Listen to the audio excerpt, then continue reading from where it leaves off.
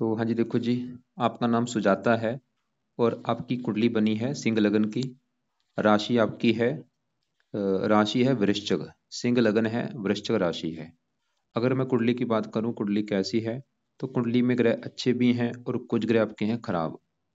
आपके खासकर 3 ग्रह मुझे बहुत ही बड़े लेवल पे खराब लगे हैं। जैसे कि आपका सबसे ज़्यादा ग्रह खराब है राहु, केतु और चंद्रमा। तीनों ग्रह नीच के बैठे हैं, तो तीनों नीच के होने की वजह से है खराब। तो ये पूरा आपको मैं अभी विस्तार से समझाऊंगा, लेकिन सब कुछ बताने से पहले थोड़ी सी आपको मैं बेस की जानकारी समझा देता हूँ। बेस की जानकारी ये है कि जो कुंडली होती है इसमें 12 ग्रह होते हैं, और 12 ग्रह मैं लिख देता हूँ। ये आपका पहला ग्रह है, ये दूसरा ग्रह, तीसरा ग्रह, ये है चौथा, पांचवा, ये है छठा ग्रह, सातवां, आठवां, नौवां, दसवां, 11वां और ये 12वां ग्रह। अब ये जो 12 ग्रह हैं, इन ग्रहों से आपके जीवन के बारे में कुछ ना कुछ पता किया जाएगा। जैसे कि पहले ग्रह से देखा जाएगा आपका शरीर कैसा होगा, आपकी हेल्थ कैसी होगी, स्वभाव कैसा, रंग रूप कैसा, पर्सनैलिटी कैसी। दूसरा ग्रह आपके धन जोड़ने का है। तीसरा ग्रह छोटे भाई बहनों का। चौथा ग्रह माता, मकान, वाहन। पांचवा ग्रह आपके बच्चों का है और आपकी पढ़ाई का। छठा ग्रह शत्रु, रोग, कर्जा। सातवां ग्रह आपके पति का है। आठवें घर से आपकी उम्र देखेंगे। नौवें घर से आपका भाग्य देखेंगे। 10वां घर काम काज का है। 11वां घर है लाभ, और 12वें घर से आपके खर्चे देखेंगे। मतलब आपने जो कुछ देखना है वो घर देखना है। जैसे कि आप अपना सवाल बोलो, जैसे कि मान लो आपका सवाल है आपके भाग्य को लेकर कि आपका भाग्य कैसा होगा, तो भाग्य के लिए 9वां घर देखना पड़ेगा। और 9वें घर में एक नंबर लिखा है, नंबर लिखा है एक। एक है मेष राशि, और मेष राशि का जो मालक है वो है ये मंगल। तो आपका भाग्य देखने के लिए हमें 9वें घर के मालक मंगल को देखना पड़ेगा। ऐसे ही मान लो आपका सवाल है आपके धन जोड़ने को लेके, तो दूसरा घर होता है धन जोड़ने का घर। तो आपके धन जोड़ने के लिए दूसरा घर, और दूसरे घर में एक नंबर है 6। 6 है कन्या राशि, मालक बना बुध। तो आपके धन जोड़ने के लिए हमें बुध को देखना पड़ेगा। तो मेरा कहने का बस मतलब ये है कि आपने जो कुछ देखना है वो घर देखना है, और घर का जो मालक बना है वो मालक हमने देखना है। तो अब देखो जी, मोटा मोटा सा आपको बेस की जानकारी समझ आ चुकी है। अब बात करते हैं भविष्यवाणी की। वैसे आपका जो मेन सवाल आपने मुझे लिख रखा है कि आप फिल्म इंडस्ट्री में काम करती हैं, उसमें आपको सफलता मिलेगी या नहीं, और सफलता पाने के लिए आपको क्या करना पड़ेगा। तो उससे पहले देखो जी, आपकी कुंडली में जैसे मैंने आपको बोला था आपके 2-3 ग्रह खराब हैं। सबसे पहले देखो जी, आपको मैं राहु ग्रह की बात करता हूँ, क्योंकि आपकी पूरी कुंडली में ये सबसे ज्यादा मुझे खराब लगा। राहु, राहु, केतु और चंद्रमा। सबसे पहले नंबर पे राहु है। तो सवाल है कि राहु क्यों खराब है, पहले उसी की बात करते हैं। राहु आपका यहाँ पे बैठा है कुंडली के 5वें घर में। जैसे मैंने अभी आपको बोला कि इन घरों से कुछ ना कुछ देखा जाता है। ये जो 5वां घर है, ये घर है आपके बच्चों का घर, आपके बच्चे कैसे होंगे। इसके अलावा 5वां घर आपकी पढ़ाई का भी है, आप कितनी पढ़ी लिखी होंगी। और 5वां घर आपकी बुद्धि का भी है। तो ये जो 3 चीजें अभी मैंने बोली हैं, बच्चे, पढ़ाई, बुद्धि, इसके लिए हम इस 5वें घर को देखेंगे। और आपको मैंने एक फार्मूला समझाया था कि घर का मालक देखना होता है। तो 5वें घर में नंबर कौन सा है, 9। 9 है धनु राशि, मालक बना गुरु। तो इन 3 चीजों के लिए हमें 5वें घर के मालक गुरु ग्रह को देखना पड़ेगा। और गुरु के अलावा 5वें घर में राहु बैठा है, राहु को भी देखा जाएगा। मतलब 2 ग्रह देख के डिसाइड होगा आपके बच्चों के बारे में, आपकी पढ़ाई के बारे में और आपकी बुद्धि के बारे में। तो गुरु की मैं बाद में बात करता हूँ। पहले मैं 5वें घर में बैठे राहु की अगर बात करूं, तो राहु 5वें घर में यहाँ पे नीच का बैठा है। ये जो 9 लिखा है धनु राशि, ये है राहु की नीच राशि। मतलब जैसे मैंने आपको अभी 2-3 बार बोला कि आपका राहु खराब है। क्यों खराब है, क्योंकि वो नीच का बैठा है। ये जो ग्रह होते हैं अगर नीच के बैठे अच्छे नहीं होते। तो अब जैसे आपको मैं एग्जांपल समझाता हूँ। एग्जाम्पल ये है कि मान लो आपका घर है, मैं आपकी बात कर रहा हूँ, आपके घर में कोई आपका दुश्मन आ जाए।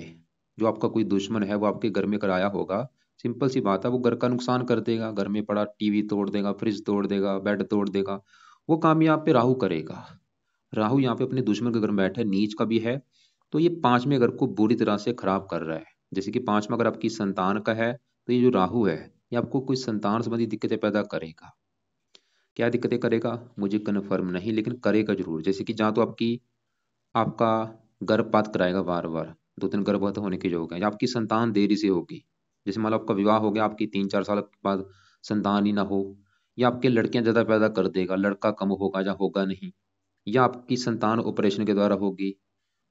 मतलब ये संतान संबंधी दिक्कतें पैदा करेगा राहु आपको। इसके अलावा पांचवा अगर पढ़ाई का, आपकी पढ़ाई में दिक्कतें पैदा कर देगा। पांचवा अगर बुद्धि का, आपकी बुद्धि को भ्रमित कर देगा। और ये इसका बुरा फल, इसकी जो दशा है, क्योंकि ये जो नौ ग्रह होते हैं इनका असर दशा में मिलता है। इसकी जो दशा आपकी चलेगी उस समय दिक्कतें बढ़ेंगी। दशा वैसे तो आगे जाके है 62 में, लेकिन छोटी दशा भी होती है। छोटी दशा अभी इसकी चलेगी, ये जो समय है नौवां महीना 26 लेके, ये नोट कर लो, नौवां महीना 26 लेके नौवां महीना 29 तक ये जो समय होगा, ये समय भी आपका थोड़ा सा बुरा समय होगा। नौवां महीना 29-26 लेके नौवां महीना 29 तक, क्योंकि इसकी तीन दृष्टियां भी हैं। पांचवीं पड़ेगी नौवें घर के ऊपर, भाग्य की हानि करेगा। आपका भाग्य इसकी दशा में साथ नहीं देगा जब इसकी दशा चलेगी, जो अभी आपको मैंने चार्ट दिखाया है।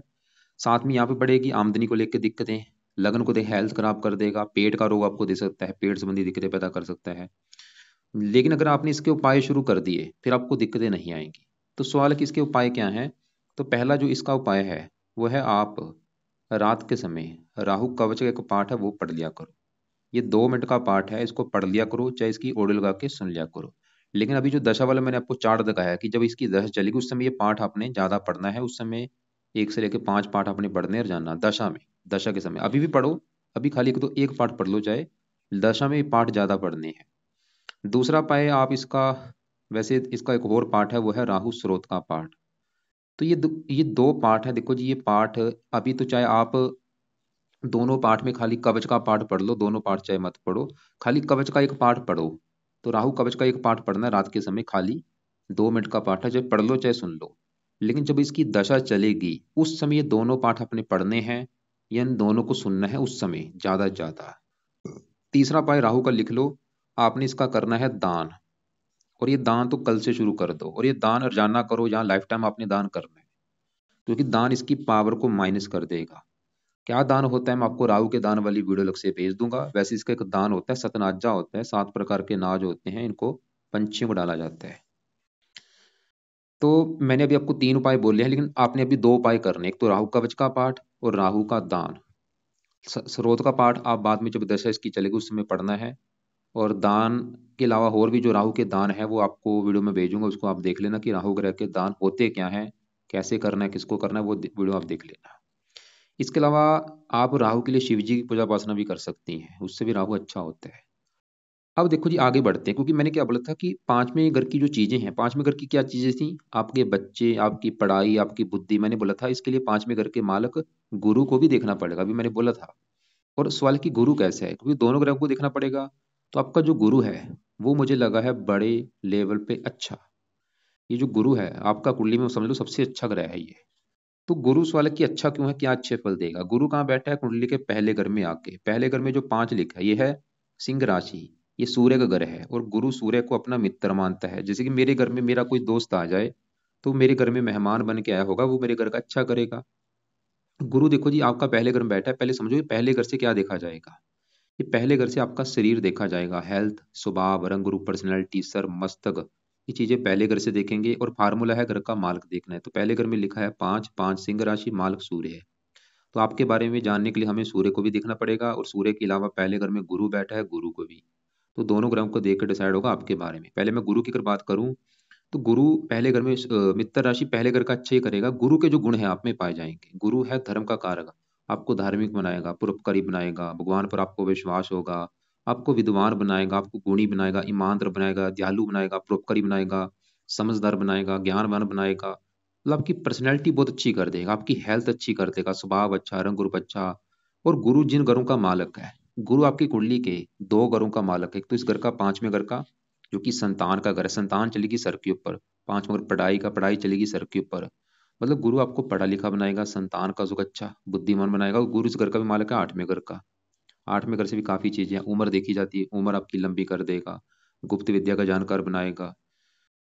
तो गुरु यहाँ से 5वीं दृष्टि से अपने घर को देख भी रहा है। साथ में यहाँ पे पति के लिए अच्छा है, 9वें भाग्य के लिए अच्छा है। अब देखो जी, राहु के बारे में तो मैंने आपको बताया कि राहु संतान संबंधी चिंता देगा, लेकिन गुरु ये दिखा रहा है कि भाई संतान का सुख अच्छा है। आप उलझन में पड़ जाएंगे, भाई किसकी मानूं, इसकी मानूं या इसकी मानूं। तो दोनों अपना असर देंगे। ये संतान संबंधी दिक्कतें पैदा करेगा, लेकिन गुरु अपने घर को देख रहा है, वो संतान का सुख देगा। मतलब राहु फिर भी बुरे फल दे रहा है, लेकिन उसके राहु के जो बुरे फल हैं वो कम हो जाएंगे। बुरे फलों में कमी आ रही है इस राहु की दृष्टि पड़ने की वजह से, तो गुरु की दृष्टि अपने घर के ऊपर पड़ने की वजह से। मतलब अच्छी बात है आपके लिए, क्योंकि इस घर का जो मालक गुरु फिर भी अच्छा है। अगर गुरु अच्छा ना होता फिर आपके 5वें घर की हानि ज्यादा होनी थी। बाकी फिर भी राहु के आपने उपाय करने हैं। नीले कपड़े बंद करो, कम यूज किया करो। पीले कपड़े ज्यादा पहन सकती हैं आप। हरे कपड़े भी ज्यादा यूज करो, और सफेद कपड़े भी कम यूज किया करो।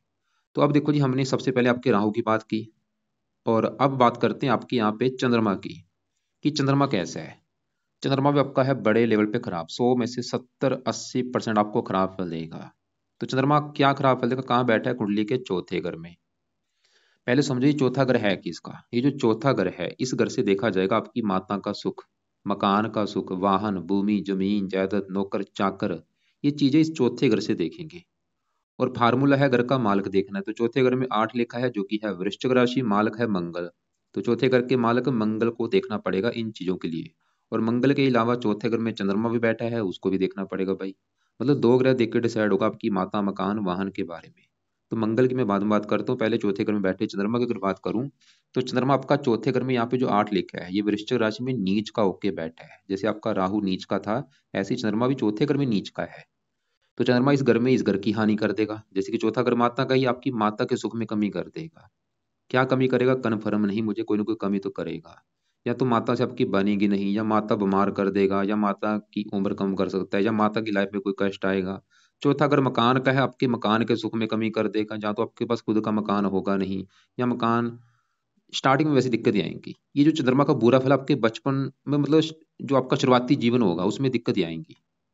मतलब आपको माता संबंधी दिक्कतें, मकान को लेकर दिक्कतें, कोई भी दिक्कतें आ सकती हैं, क्योंकि दिमाग आपने थोड़ा सा आपने भी लगाना है। जैसे मैंने बोला, मकान संबंधी दिक्कतें हैं तो कोई भी हो सकती हैं। मतलब आपके पास मकान ना हो, या मकान हो उसको लेकर कोई दिक्कत आए, परेशानी आए। चौथा अगर वाहन का है, वाहन संबंधी दिक्कतें, भूमि, जमीन, जायदाद, नौकर चाकर, इन संबंधी दिक्कतें आएंगी। और खासकर आपका जो शुरुआती जीवन है, जैसे मैंने बताया, वो आपका थोड़ा सा कष्ट में ही होगा। बचपन आपका जो है वो दुख तकलीफों में व्यतीत होगा। चंद्रमा ये दिखा रहा है, क्योंकि चंद्रमा एक तो वैसे ही खराब है, नीच का बैठा है, और ये इसका जो अपना घर है चंद्रमा का, वो है ये 12वां घर। और 12वें घर से देखा जाता है खर्चा, हानि। मतलब खर्चा चला गया आपके चौथे घर के ऊपर, हानि चलेगी चौथे घर के भी, चौथे घर की हानि कर रहा है। आपका जहाँ पे जन्म हुआ है, वहां पे आपको आप अपनी जन्मभूमि को छोड़ेंगी। आपका जन्मभूमि पे आपको टिकने नहीं देगा चंद्रमा। जन्मभूमि छोड़कर आपको दूसरी जगह जाना पड़ेगा, चाहे वो कोई दूसरी कंट्री, चाहे आपका अपना ही देश। और वहां पे आपको फायदा भी होगा, जितना दूर जाएंगे उतना फायदा होगा। तो चंद्रमा हमने क्या देखा कि आपकी चौथी घर की कर रहा है हानि। चौथा घर माता की हानि कर देगा, मकान, वाहन, भूमि, जमीन, जायदाद, नौकर चाकर, इन चीजों की हानि कर रहा है। खासकर बचपन में ज्यादा हानि करेगा, लेकिन जैसे जैसे आपकी उम्र बढ़ेगी सुधार होता चला जाएगा। लेकिन आपके लिए नेगेटिव बात क्या है, वो है ये कि मैंने अभी क्या बोला था, ये जो ग्रह होते हैं इनका जो असर है, इनकी दशा में कई गुना बढ़ जाता है। तो चंद्रमा की आपकी दशा कब चलेगी, आपकी चली हुई है देखो। बड़ी दशा तो शुक्र की है, जो कि 19 से चली है। देखो दशा 2 प्रकार की होती है, एक महादशा जो कि चली है शुक्र की, 7 महीना 19 से चली है, 39 में खत्म होगी। शुक्र की दशा 20 साल की है, कई साल अभी पड़े हैं। अभी तो चली है शुक्र की दशा, लेकिन एक छोटी दशा होती है जो है चंद्रमा की आपकी चली हुई है, अभी चली है 11 महीना 23 से, और अगले साल 7 महीना 25 में खत्म होगी। मतलब पिछले 2-3 महीने से आपकी चंद्रमा की चल रही है दशा। और चंद्रमा आपका इस चौथे घर को बुरी तरह से खराब करेगा। 12वें घर का स्वामी खर्चे बढ़ा देगा आपके, हानि। लेकिन चंद्रमा का एक अच्छा फल आपको ये मिलेगा कि इसकी 7वीं दृष्टि पड़ेगी 10वें घर के ऊपर, यहाँ पे उच्च राशि 10वें घर का अच्छा कर दे। मतलब आपके काम काज के लिए अच्छा है। ये जो दशा है आपके काम काज के लिए अच्छी रहेगी, लेकिन बाकी आपको बुरे फल देगा। लेकिन अगर आप चाहती हैं इसके बुरे फल आपको ना मिले, क्योंकि इसको सही करना भी काफी जरूरी है, तो अब इसके उपाय लिख लो। क्योंकि एक तो वैसे ही खराब है, ऊपर से इसकी दशा चल रही है आपकी। तो सुबह के टाइम आपने इसके उपाय करने हैं। पहला उपाय, सुबह के टाइम चंद कवच का पाठ आपने पढ़ना है। 1 से लेके 5 पाठ आपने पढ़ने हैं, 2 मिनट का पाठ है। चाहे एक पाठ पढ़ लो, दो पढ़ लो, आपकी मर्जी है, चाहे पढ़ लो चाहे सुन लो। दूसरा उपाय, चंद स्रोत का पाठ आपने पढ़ना है, चाहे इसको भी पढ़ लो चाहे सुन लो, 1 से लेके 5 पाठ। तीसरा उपाय, चंद्रमा के देवता हैं शिव जी, आप शिव जी की पूजा उपासना करो, शिव जी के मंदिर जाओ, शिव चालीसा, मतलब शिव जी की पूजा उपासना किसी न किसी प्रकार से करनी है। चौथा उपाय, आप इसका दान करना है, जो कि है बहुत ज्यादा जरूरी। और ये दान आपने करना है रोजाना। कब तक दान करना है, जब तक ये दशा है 7 महीना 25 तक। दान आप रोजाना करो, या हफ्ते में 4-5 दिन तो कर ही दिया करो, जब तक है दशा। दशा के बाद स्वल की दान करना है जो नहीं, बिल्कुल करना है, लेकिन उसके बाद आप खाली सोमवार को दान किया करो। लेकिन जब तक दशा है, दान आप रोजाना या हफ्ते में 4-5 दिन करो। और दान क्या होता है चंद्रमा का, मैं आपको अलग से वीडियो भेज दूंगा। तो ये 3-4 उपाय अपने करने हैं अभी। कवच स्रोत के पाठ सुबह के टाइम, शिव जी की पूजा उपासना, दान, और अब देखो जी आगे बढ़ते हैं। तो आपका जैसे कि मैंने बोला था 3 ग्रह खराब हैं। सबसे ज़्यादा खराब राहु, वो हम देख चुके हैं, लेकिन राहु के बुरे फल में कमी जरूर आएगी गुरु की दृष्टि पड़ने की वजह से। दूसरा अगर आपका चंद्रमा खराब है, वो आपको बता चुका हूं क्या खराब पड़ेगा, क्यों खराब है, क्योंकि वो नीच का है। अब तीसरा अगर आपका जो खराब है वो है केतु। अब उस वाले की भाई ये क्यों खराब है, तो केतु आपका 11वें घर में, यहाँ पे वो भी नीच का बैठा है। अब ये जो 11वां घर है, ये घर है आपकी आमदनी का घर, जो आपकी इनकम है, आमदन है। 11वें घर से देखेंगे कि आमदन कैसी होगी, कितनी होगी। 11वां घर बड़े भाई बहनों का भी है, लाभ का भी है, इच्छा पूर्ति का भी है। और 11वें घर में 3 लिखा, 3 मिथुन राशि मालक है बुध, तो हमें 11वें घर के मालक बुध को भी देखना पड़ेगा। और बुध के अलावा 11वें घर में जो केतु है उसको भी देखेंगे। तो केतु 11वें घर में नीच का, तो वो तो कर रहा है 11वें घर की हानि, मतलब आपकी आमदनी को लेकर दिक्कतें आएंगी, इच्छाएं पूरी नहीं होने देगा, लाभ आपको नहीं मिलेगा, बड़े भाई बहनों को लेकर दिक्कतें। तो यहाँ पे केतु के भी आपको एक दो उपाय करने पड़ेंगे। पहला उपाय इसका, एक तो दान करो, कुत्तों को रोटी रोजाना डाला करो। पहला उपाय तो ये है इसका दान। और दान ये जब मतलब कुत्तों को आप रोटी डाल रही हैं उस समय केतु का मंत्र मन में करो, ओम केम केतवे नमः, कि हे केतु देवता, जो आपका दान में कुत्तों को रोटी डाल रही है। दूसरा उपाय, रात के समय केतु कवच का पाठ भी आपने पढ़ना है, और यहाँ इसको सुन लिया करो। अब देखो जी, हमने आपके राहु, चंद्रमा, केतु, गुरु 4 ग्रह देख लिए हैं। बाकी आपके अभी दूसरे ग्रहों की बात करते हैं। आपके हम बात करते हैं पहले 7वें घर की बात करते हैं। 7वां घर है आपके पति का घर। पहले मैं इसकी बात करता हूँ, लास्ट में आपका जो सवाल है उसको मैं कवर करूंगा, जो आपका सवाल है फिल्म इंडस्ट्री को लेके। सबसे पहले देखो जी, 7वां घर, एक घर होता है विवाह का। 7वां घर आपके पति का है, तो अगर आपका पति का सुख देखना है 7वां घर, और 7वें घर का जो मालक है, 7वें घर में 11 लिखा, 11 है कुंभ राशि, मालक शनि है। तो आपके पति के लिए हमें शनि को भी देखना पड़ेगा। शनि के अलावा 7वें घर में बुध सूर्य बैठे हैं, इनको भी देखना पड़ेगा। और इन दोनों के अलावा एक गुरु है पति का कारक, ये गुरु है पति का कारक, इसको भी देखना पड़ेगा। और शुक्र होता है विवाह का कारक। मतलब कम से कम आपके 5 ग्रह देख के डिसाइड होगा पति के बारे में, बुध, सूर्य, गुरु, शुक्र और शनि। तो सबसे पहले मैं 7वें घर में बैठे बुध की अगर बात करूं, जो कि आपका है बड़े लेवल पे अच्छा। बुध देखो जी, जहां बैठा है 7वें घर में, ये घर है शनि का घर। बुध 7वें घर में शनि के घर में आया है, क्योंकि जो 11 लिखा है शनि का घर है, और शनि इसका है मित्र। जैसे कि आपको मैंने भी समझाया था, मेरे घर में मेरा दोस्त आया है, घर का अच्छा करेगा। ये ग्रह ऐसे ही होते हैं, अगर अपने दोस्त के घर में अच्छे हैं, अपने घर में हैं अच्छे हैं, दुश्मन के घर में बैठे हैं खराब फल देते हैं। तो बुध आपका है बहुत अच्छा, क्योंकि ये मित्र घर में बैठा है, क्या अच्छे फल देगा। बुध इस कुंडली के 2 घरों का है मालक, और वो 2 घर हैं। एक तो बुध इस घर का मालक है, दूसरे घर का जो कि आपके है धन जोड़ने का घर। और ये 11वें घर का मालक है, जो अभी मैंने बोला था 11वां घर है लाभ का घर। दूसरा 11वां, दोनों ग्रह हैं बुध के। दूसरे घर में क्योंकि 6 लिखा है, 6 कन्या राशि, मालक बुध। और दूसरा ग्रह है धन का। देखो धन के लिए आपके दूसरे घर के मालक बुध को देखना पड़ेगा कि आप कितना धन जोड़ेंगे। और दूसरे घर का मालक बुध कहाँ बैठा है, पति घर में आके। देखो धन चला गया पति घर में, बुध ये दिखा रहा है कि आपके पति के आने के बाद आपकी लाइफ में धन आना शुरू हो जाएगा, या आपका पति काफी धनी होगा, उससे धन मिलेगा, या वो आपको धन कमा के देगा, बुध ही दिखा रहा है। वैसे कोई ना कोई कंडीशन तो बनेगी, मतलब पति आया तो धन आना शुरू हो जाएगा, जब पति से धन मिलेगा, या पति आपका काफी धनी होगा। और बुध इस घर का भी मालिक है, 11वें घर का, जहां से लाभ देखा जाएगा, लाभ चलेगा पति घर में। 11वां घर इच्छा पूर्ति का भी, इच्छा पूर्ति चलेगी पति घर में, आमदनी चलेगी पति घर में। बुध ये भी दिखा रहा है कि आपकी आमदनी, इच्छाएं, लाभ, ये भी चीजें मिलनी शुरू हो जाएंगी पति के आने के बाद। और बुध पति घर में बैठ के पति को बुद्धिमान बनाएगा, लगन को देख रहा है, आपको भी बुद्धिमान बनाएगा। पति का सुख अच्छा दिखा रहा है बुध। अब क्योंकि पति के लिए मैंने बोला था 5-6 ग्रह देखने पड़ेंगे, अभी हमने खाली बुध को देखा है। अब इसी घर में सूर्य बैठा है, सवाल है कि सूर्य कैसे है। तो सूर्य 7वें घर में शनि घर में बैठा है, शनि को बांधता है अपना दुश्मन। सूर्य देखो जो आपको रले मिले फल देगा, अच्छे भी बुरे फल भी। बुरे फल ये देगा कि पति के लिए अच्छा नहीं है, पति से आपका मन मुटाव कराएगा, पति से लड़ाई झगड़े कराएगा, क्योंकि सूर्य शनि आपस में शत्रु हैं, और सूर्य है क्रूर। लेकिन सूर्य अच्छा फल ये देगा, लगन को देख रहा है, लगन इसकी अपनी राशि है, लगन के लिए अच्छा है, मतलब आपके लिए अच्छा है, आपकी पर्सनैलिटी के लिए अच्छा है, सेहत के लिए अच्छा है, स्वभाव के लिए अच्छा है, पराक्रम के लिए अच्छा है। लेकिन पति से मन मुटाव कराएगा।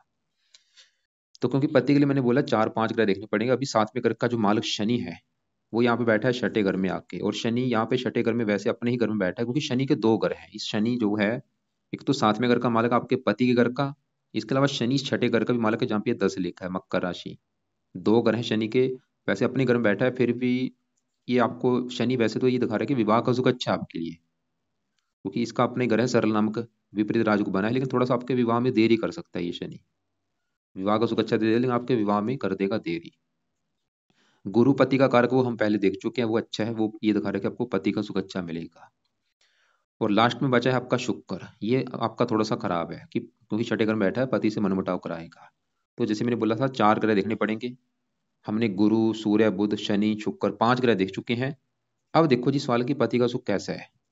तो पांचों ग्रहों का असर आपको मिलेगा। बुध की वजह से पति के आने के बाद आपकी लाइफ में धन आएगा, जब पति धनी होगा, जब पति धन कमा के देगा। सूर्य की वजह से पति से मनमुटाव भी होगा। गुरु की वजह से पति का सुख अच्छा है।